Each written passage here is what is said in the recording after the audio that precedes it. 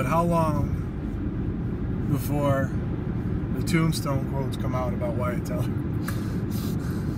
Not long. I'm going to start doing them myself. Yeah? Yeah. And then in a month, double nickel zero stealing.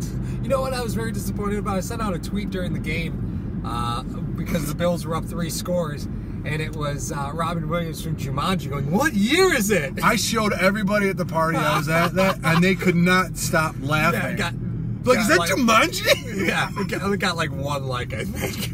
Nobody follows. I don't care. Know. Whatever. Follow us on Twitter, guys. Please. I mean, we're not gonna, we're not gonna send out any tweets, looking for attention or anything. You're never gonna get a tweet from us showing you, what our game day outfits look like. It's not really our thing. Just saying. Never gonna happen. I will cry.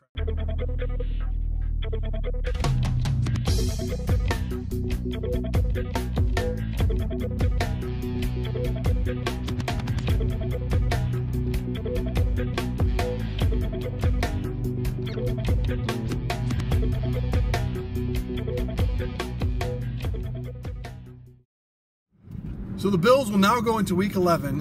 Who are they playing? Nobody. It's the bye. It is the bye week. It's the bye week, so we don't have content. Uh-oh. You have to give us content. That's right. Yeah, that's right. So whatever you guys want to hear, whatever video, just let us know. We'll cover any Bills topic. Doesn't matter. Greatest all-time, draft, whatever you want. Doesn't matter. What kind of... Yeah, we'll do that. Did I come off too aggressive? When don't you come off too aggressive? Like, subscribe, now. So I have a question for you, since we heard it multiple times on the game day thread. Yes. I thought it. I love it. Yes. Wyatt Teller. Is he the next Matt Milano? Value pick that turns into a starter? Yep. You're looking at a guard, man. When else do you draft guards? Unless it's Quentin Nelson, you have no reason to draft a guard early. Quentin Nelson. Finish him. I saw somebody on Twitter. They can't do that guy. They posted a video of Quentin Nelson, shaving years off somebody's life, and it said, "Quentin, come on, this guy's got a family." That was. For some reason, I love the milk phrase. It just makes me laugh every time I use it. He needs some milk. Boom. Okay, but I'm just saying, the point about it is this. They drafted Matt Milano in the 5th round. They got a great value for the guy. Mm-hmm. They have him sit behind Humber for like 8 games. Mm-hmm. Make him learn what he has to do. Is that just the theme of this team? That they want guys to learn before they get in there, or they don't give them learning experience on the field? Let's back this up a little bit. We got a lot of sense. So Milano was Whaley's pro personnel department. Yes. Teller's was Beane's. Okay. So the commonality is in the draft stock. Right? The commonality is the draft round. Okay. So is this something that Beane is showing a tendency for, or because a couple weeks ago we were real low on Beane's draft class, like real low, terrified. Real low. We were terrified. Yeah, Wyatt Teller changes the tone of that a little bit. Yes, he does. So we traded McCarron for a 5th round pick. We got Milano in the 5th. We got Teller late. You're talking outside of the 1st round. Yeah. Okay. I'm talking late round draft picks only. So talking only about late round draft picks. Does Wyatt Teller make you feel different about the Bills' approach in the draft in the late rounds? Well, you go ahead. I think it does, and I think the other thing about it, maybe they had more control, because we always give it to Whaley's pro personnel department that they got Milano. He already knows how to scout linebacker. That's fine. Wow. But they still wouldn't have drafted him unless they wanted him. You know what I mean? So you could talk about Whaley's draft and his pro scouting department. I understand. I know we're deviating, at least I'm deviating a little away from what we said so many times. But if you think about it,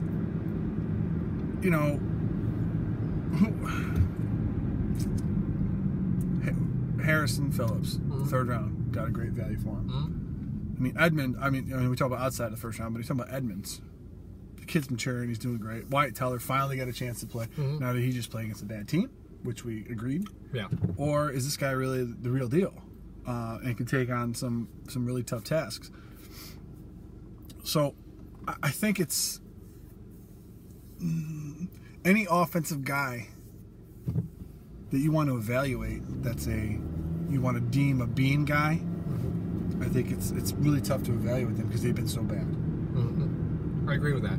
I think, from a schematic standpoint, today was a tough test for Teller, because the Jets bring pressure. Yes. From different places. The difference is that they really kind of show you where they're coming, like early. Yeah. So I definitely find that to be, something that's important to put out there. Is that, did the Bills offensive line do a good job of picking up all the pressure across the board? They sure did, but the Jets weren't really hiding a whole lot. No, they really didn't. No, but you still got to do it. You still got to go through it. Yeah, you still have to do it, absolutely. I'm totally with that, 100% with that. But Teller makes me feel a little bit better about this, right? Because it makes me feel like the Bills will be able to address the offensive line. Now, mind you, the people that are playing the line, right? You got Dawkins at left tackle, draft class, right? Mm-hmm. Who's at left guard? Teller is now there, right? Yep. You have Bodine, who's going to be entrenched at the starter position. Who they went and got for the next 3 seasons, or at least next 2 seasons. Yeah, they went and got him. Right. So you can talk about that's his pro scouting department. Yeah, right. So at right guard, the right guard, right tackle are two guys that they didn't want, right? Or they didn't get. Right. So that could be addressed. Yep. You don't even know. Was McDermott their guy? Yes. He got hurt. I think he's hurt. But that's their guy. He has played a little bit. What's his name? Cyril's. He played a little right tackle. Oh yeah. I don't know, much about him. No, I don't know much about him. I mean, I can look it up, but it's one of. I liked what I saw out of Teller. I think it was very. If we could circle it back, I think it was very Matt Milano-esque with the fact that he had to earn his way back into the starting lineup. And guys like that know what it's like to sit. Mm-hmm. It's not like when you start a guy right away and then you sit him and his confidence gets hurt. Mm-hmm. All right, you're talking about a guy that had, quote unquote, an uphill battle. He didn't start right away. He was drafted in the 5th round. This guy's fighting and clawing every day to try to start and play. Yeah. So then when he earns his spot, he's like, I'm not going back there. Right. Like a Matt Milano. Yeah. I'm not going back to the bench. I want to stay here. And don't get me wrong, Teller was super aggressive today, which is going to get him in trouble. It's going to get him in trouble. It will. But I don't think it's a coincidence the fact that you start Teller today and McCoy has 100 yards rushing. Well, this organization is incredibly dialed into TOT. You'll hear McDermott talk about it all the time on task. They say that there's a certain number of reps that you need a guy to get to before you can determine whether they're proficient or not. Okay. Right?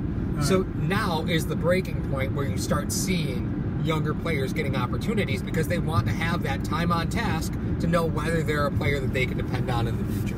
So with the way the Bills' record is, that's why you're seeing a player like Teller. That's why you're seeing the Bills go out and sign McKenzie. Because why not?